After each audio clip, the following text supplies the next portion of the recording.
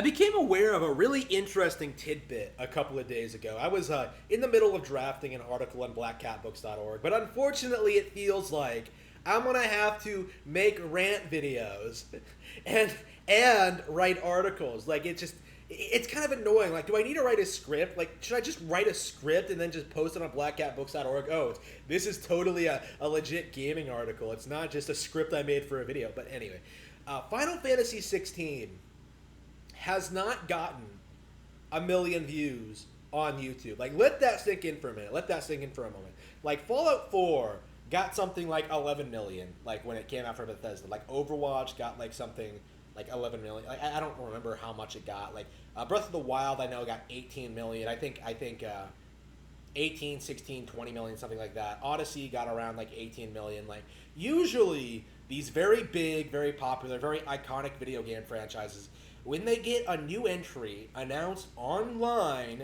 you're usually going to see a bunch of people watching that trailer just because it's there. Like it's the big new video game franchise. Like, everybody's hyped for it, everybody's talking about it, everybody's going to want to watch that video. And yet, with Final Fantasy XVI, not only has there been no discussion online, not only is nobody hyped for it, nobody's saying anything positive about it at all, like, nobody's really talking about it. Not only that, nobody is watching the video. Final Fantasy XVI has been announced, and yet it's less of a deal than the Final Fantasy VII remake.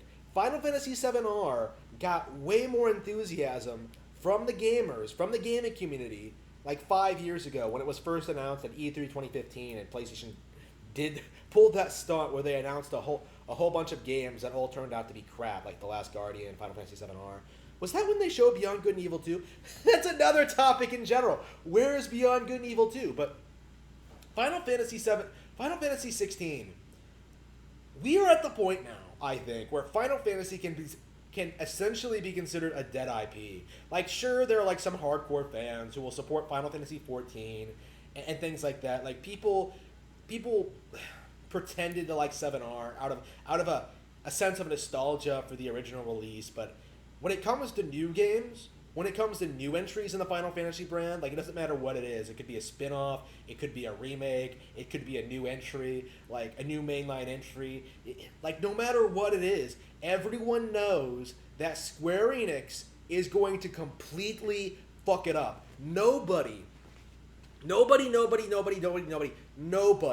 has any faith in Square Enix to continue to deliver quality Final Fantasy games in this day and age. Like, even games that I really enjoy, like Octopath, things like that. Like, it's not really Final Fantasy, right? It's those are titles coming from, like, smaller, more talented developers that don't have a lot of say in Square Enix. Like, their big major property, Final Fantasy, it can't compete with what's going out there right now. Like, Final Fantasy cannot compete with, like, you know, the Zeldas, the Marios, like, things like that. Like, Final Fantasy hasn't been able to adapt. Like, they're trying to do it. They're trying to keep themselves relevant. They're trying to do this thing where they're trying to appeal to, like, action game fans by making the games action-based, but that alienates the traditional turn-based fans. Like, they've never been able to get this action-based gameplay to work, and I don't understand why they keep going back to it. I don't understand why they seriously thought it would be a good idea to completely change Final Fantasy VII's combat system, like, purely to appeal to a modern audience. Like, what about the people who actually like the game? It's common sense, right? If you're making a video game, you need to keep the fundamentals for what made the game appealing to its original audience intact. Like, imagine if Zelda came out and suddenly it was like a first-person shooter. Like, they remade Ocarina of Time, only this time, when Navi comes to your treehouse in the beginning of the game, she hands you a gun. And, like, the entire game is, like, in first person. Like, you have to blast your way through the Deku tree. You have to, like, go up to Zelda, who's like smoking a cigar, and she hands you like a shotgun, and you have to go kill like Ganondorf. Like, people would hate that. Like, people would think that was fucking stupid. Like, just to appeal off, we wanted to make Zelda more like GoldenEye. Like, no. Zelda needs to be Zelda, just like Final Fantasy needs to be Final Fantasy. Like, they're not. It's kind of remarkable, actually. With the original games, the first 10 games, right, the ones that everyone actually remembers and likes, they kept the turn-based combat throughout, but they're all radically different from each other, right? You have like the ADB system, you have like the limit breaks in 7, you have like the junctioning system in 8, you have like the 10's weird leveling up system with like the sphere grid. Like, you have like a bunch of you have the core gameplay, menu-based, turn-based combat, but they kept building up on it and kept introducing more and more things. Like, 3 had like the class system where you could like customize your characters. 6 has like a wide range of characters with their own unique backgrounds and abilities. Like it's not that difficult to figure out. Like, people actually liked the turn-based combat system. People still like the turn-based combat system. I still like the turn-based combat system. There has never been a time in which I was playing like Chrono Trigger or something, and I was just like, oh man, I really wish this game had real-time combat. Like, fucking no. I like the combat in Chrono Trigger. I like the combat in Dragon Quest. Like, I like the combat in classic Final Fantasy, and yet they can't do it. They can't adapt. They can't like suit my needs. Like, if you can't do that, it's over. Like, I've been pretty vocal about like what I think of like upcoming games. Like, I've pretty much said that I would eventually like buy Resident Evil 8 on PC. I would consider like buying some next gen games on PC. Right? I noticed this when I was talking about Final Fantasy XVI. There is never going to be a time where I'm interested in picking up this game. Like, there's no appeal for it. There's no interest. Like, there's nothing there that's appealing to me. Like I have better fantasy games in Zelda, Fire Emblem, I suppose Dragon Quest. Like, I have a wide range of options. Like, Final Fantasy has been trailing behind its contemporaries for years. And it's basically just been coasting off its brand recognition. And now, 20 years after the Final Fantasy X, right? 20 years later, like, I think people are finally starting to get sick of it. Like, I think people are finally starting to get sick of these endless Final Fantasy games, these endless re-releases, this endless downgrade, being told to be excited for games that just aren't all that interesting. Final Fantasy 15, I think, is going to be the last major Final Fantasy release. Well, major Final Fantasy release. Okay, so here's the deal with Final Fantasy 15.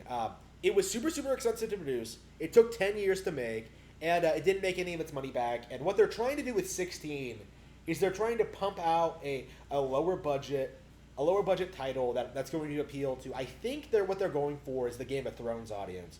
So like, it's going to be medieval and stuff like that. It's going to have like political drama. Not very interesting political drama, going by what we've seen here. I'm watching Legend of the Galactic Heroes right now. Like, Final Fantasy 16 just can't compare. Like, there's no reason. Like, Final Fantasy has reached the point where, rather than being an innovator, like, incorporating these aspects like class-based combat, like being able to change your class, like this novel magic system, all like these riveting story elements. Like, Final Fantasy has reached the point where, rather than being an innovator, they are an imitator. They are trying to be other things. Like, so many people saw Final Fantasy 16 and were like, oh, this is like The Witcher. This is like Devil May Cry.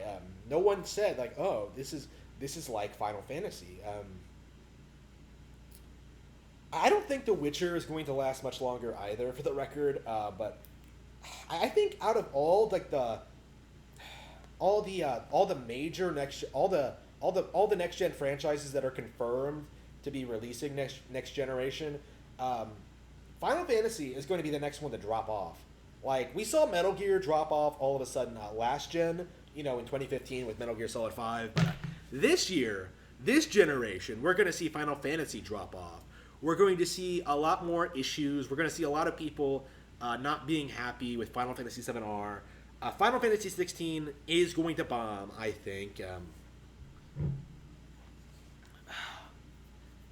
And I don't think they're ever going to be able to right the ship because they just don't have the talent. Like, they don't have the ability, the funds, the methods to put out, like, something that could compete with Zelda today. Like, they just can't do it. When Nintendo announced Breath of the Wild 2, that got a bunch of people excited. Like, that's one of people's most anticipated games out there right now, even though we know next to nothing about it. Square has nothing like that. Like, they don't have mana. Like, again, what they're doing now, the age of remakes and reboots, right? Like, all they can do is just remake all their old stuff. Like, Trials of Mana, Final Fantasy VII-R. I'm sure they'll do Chrono Cross eventually, Chrono Trigger maybe. All they can do is just remake or remaster all of their old shit and try to pump out something that's... Throw everything at the wall and hope it sticks is essentially their mindset right now, and it needs to stop. Like, they need to get everything together. They need to get their shit figured out, and they need to start learning how to develop good video games for Nintendo consoles once again.